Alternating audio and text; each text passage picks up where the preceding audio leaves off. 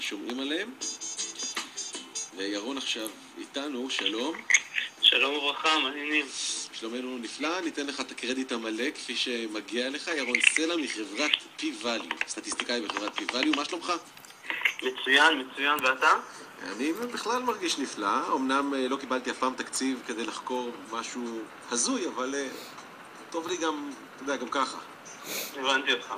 אז תשמע, כנראה שיש כמה אנשים די משועממים ברחבי הגלובוס שמעניינים אותם תחומים מאוד הזויים, והם מקבלים פרסים על זה, פרס שנקרא איג נובל, שהוא ככה סוג של פרודיה על הפרס המפורסם, פרס נובל, שלא מזמן גם אנחנו, פרופסור דן שכטמן, קיבל פרס כזה. כן.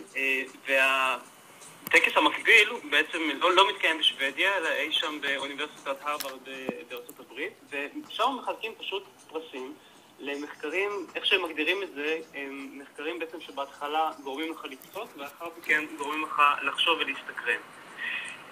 וככה לאורך השנים... או בשפה פחות מנומסת ויפה, למחקרים באמת הכי טיפשיים והכי הזויים שיש. חבל על הזמן, אני חייב להגיד לך סיפור אישי, כשהכנתי את הפינה הזאת אתמול, אני פשוט קראתי את כל המחקרים שלאורך 20 השנים האחרונות נכנסו לתוך האיג נובל, ופשוט לא עשיתי צחוק, פשוט ככה. וחייבים אבל לציין שלרוב, לא תמיד, אבל לרוב החוקרים משתפים פעולה ומגיעים לקבל את הפרס. נכון, עכשיו אתה יודע, זה סוג של פדיחה, כי מי שקוראים לו לפרס נובל אמיתי הוא רץ לשם בריצה, מי שקוראים לו לפרס כזה קצת מפדח אומר, אוקיי, אני השקעתי קצת זמן, הרבה כסף והרבה מחשבה, ועכשיו בעצם נותנים לי תווית של פרס, של מחקר לא כל כך אידיאלי וקצת מטופש. בסופו של דבר זה תלוי באישיות של הבן אדם, עד כמה הומור יש בו. משהו כזה. עכשיו, חשוב להגיד שגם מקבלי פרסי הנובל האמיתיים מגיעים לשם לפעמים, כדי ככה... להעניק את הפרסים. משהו כזה, להעניק את הפרסים לחבר'ה האחרים. אוקיי, אז בוא תן לנו סקירה קצרה. אז תראה, יש הרבה מחקרים, לקחתי כמה באמת שהם יותר הזויים ומצחיקים. נתחיל בראשון, פרופסור רוברט מתיוס הבריטי קיבל בשנת 96 על מחקר שבדק, שים לב, למה פרוסת לחם שמרוחה בחמה נופלת דווקא על הצד שמרוח בחמה כשהיא נופלת מהיד. חשבת על זה פעם? חשבתי זה הרבה, דווקא זה לא כל כך טיפשי בעיניי. מדוע? לא יודע, אני מניח שזה משקל, לא יודע. הבנתי, אז הוא באמת, הוא פשוט בנה מודל פיזיקלי מאוד מתוחכם שבדק את גובה הנפילה והמהירות וכל מיני מדדים כאלו ואחרים, והוא ממש עשה ניסוי שהוא לקח מכונה והפיל טוסטים מהשולחן לרצפה, והוא כל פעם שינה את הגובה של השולחן, ומה שמסתבר שככל שהשולחן גבוה יותר, בעצם פחות טוסטים, נופלים על הצד שמרוח בחמה. והוא לא השאיר אותנו רק עם הממצא המעניין הזה, אלא הוא גם נתן לנו טיפים איך להימנע מזה. זה חשוב לדעת, כדי שלא יהיה בל תשחית, אתה יודע. יפה. אז מה, אז איך נמנעים מזה? אז תשמע, יש שני טריקים. הטריק הראשון זה פשוט לעזור לפרוסה ליפול. במילים אחרות, לדחוף אותה כלפי מטה, בכוח, ואז בעצם ככל שפחות זמן באוויר, יש פחות סיכוי שהיא תסתובב לצד של החמה, ותיפול על הצד הלא מתאים. אוקיי.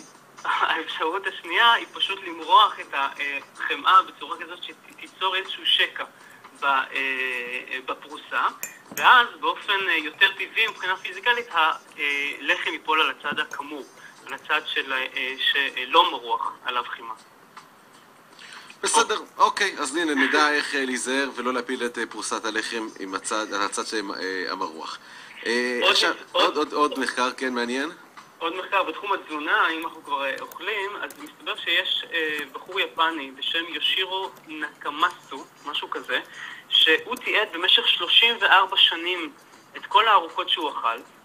וואו. כן, הוא ישב וכתב פשוט כל מה שנכנס לפה. הוא קיבל על זה פרס איג נובל לתזונה, על בן אדם שממש משקיע בתזונה שלו ובוחן כל מה שהוא מכניס לפה. זה דבר נוסף. עוד דבר מעניין זה צוות חוקרים שאוסף של לוויתנים. עכשיו, למה הדבר הזה חשוב? האמת שזה לא כל כך טיפשי כמו שזה נשמע, כי בעצם כל מיני מחלות מאז ומתמיד הופצו הופצו על ידי בעלי חיים. שומעים על שפעת העופות וכל מיני מחלות כאלה נכון. שמופצות על ידי בעלי חיים. ויש כנראה חשיבות גם כמובן למה שמגיע מהים, לבדוק בעצם מחלות של כל מיני דגים כאלו ואחרים. עכשיו, מסתבר שזו פרוצדורה לא פשוטה בכלל לאסוף דגימות של לוויתנים, אתה יודע, זו חיה ענקית. ורק להתקרב לשם עם סירה ולהושיט איזשהו מקל. אבל מישהו השקיע ועשה את זה. נכון, מישהו השקיע ובנה פחות ממסוק קטן שאף לתוך הנחיריים של הלוויתן ופשוט מחכה שהוא יתעטש כדי לאסוף את אותה דגימה. טוב, אוקיי, בוא נדבר על מה עושים כשלא שומעים את אזעקת החירום. זה פרס עדכני, ממש לפני חודשיים, באיג נובל האחרון, וקבוצת חוקרים יפנים פיתחה אזעקה, שבמקום להשמיע צפצוף מעצבן כזה, כמו שכולנו מכירים, כשיש אזעקת אש למשל, האזעקה מפיצה ריח חזק של חומר שנקרא ווסאבי, זה איזשהו חומר מאכל. כן.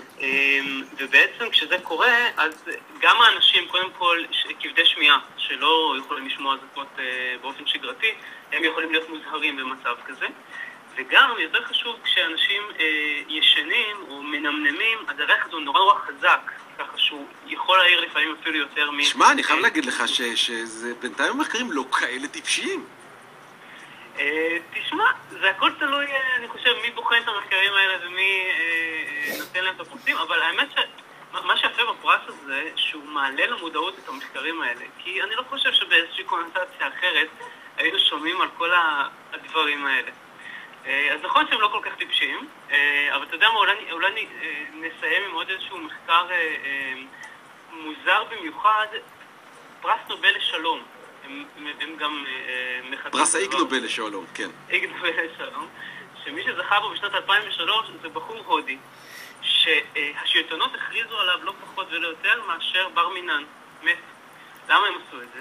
בגלל שבני המשפחה ככה שחדו כמה גורמים בשלטון, ועל ידי זה שהוא מוכרז כמת, בעצם כל הרכוש שלו עובר אליהם. ואותו אזרח הודי השקיע 18 שנים בחייו כדי להוכיח שהוא בחיים. שהוא חי. עכשיו מסתבר שיש קבוצה גדולה של אנשים כאלה, מין חיים מתים, שמוכרזים כמתים בשביל אותה העברת רכוש, והוא הצליח להעלות למודעות את הבעיה הזאת בהודו. ולכן הוא קיבל פרס איג נובל לשלום. נכון. תן לי עוד מחקר אחד לסיום שקשור לחניות. אז עוד פרס איג נובל לשלום הוא ענק לאיזושהי מדינה בצפון אירופה, שראש העיר של אחד הערים, שם עיר הבירה, בעצם החליט להילחם בבעיות החנייה על ידי דריסת המכוניות באמצעות טנק משוריין, לא פחות.